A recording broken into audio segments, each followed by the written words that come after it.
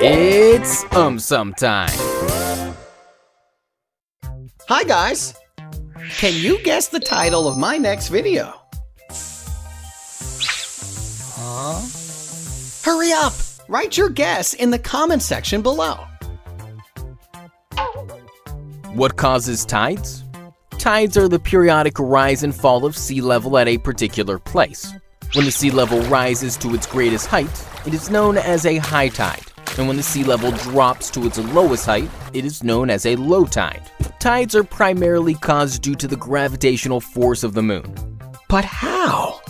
Part of the Earth facing the moon experiences a stronger gravitational pull towards the moon as compared to the Earth's center. So, the part facing the moon is pulled away from the center, creating a bulge and thus increasing the sea level and causing a high tide.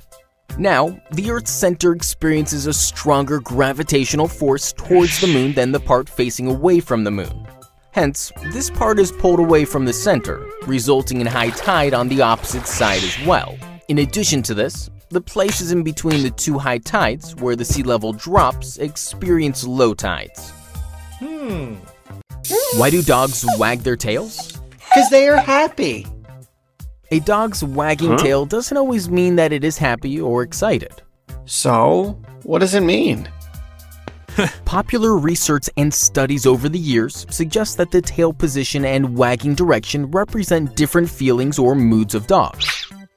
When the tail is hung down in its natural position, it means that the dog is calm and is not worried.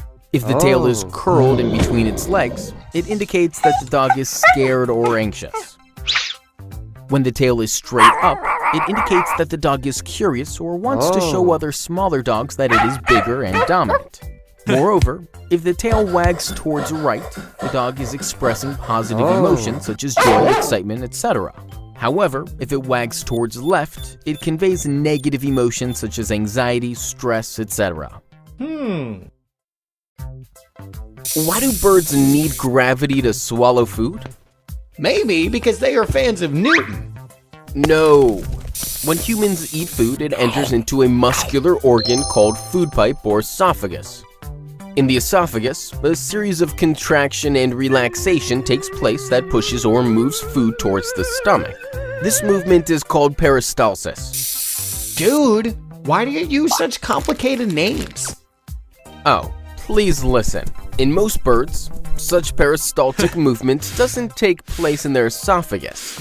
Hence, they need to depend on gravity to push their food through the esophagus. When a bird eats its food, the bird lifts or tilts its head up, and with the help of its tongue, it directs the food towards the throat.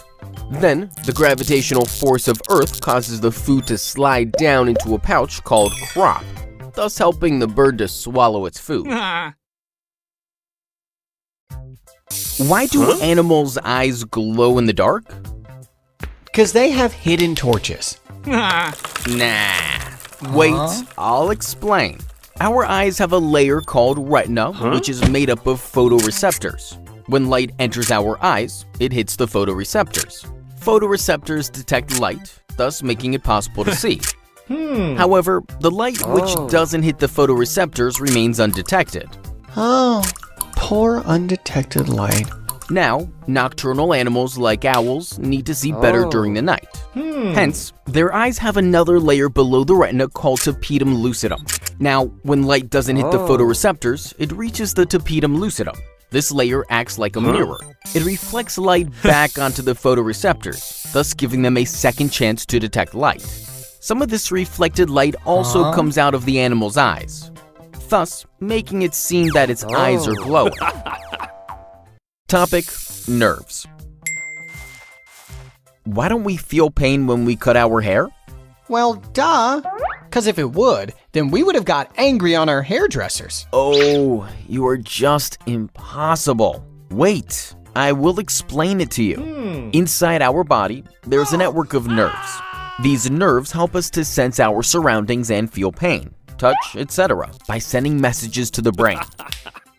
So do the nerves of my hair not know how to send a message? No. Generally, the part of our hair above the skin is made up of dead cells. It does not have any nerves. Hence, when we cut our hair, due to the absence of nerves, our brain does not receive any messages of pain. As a result, we don't feel any pain.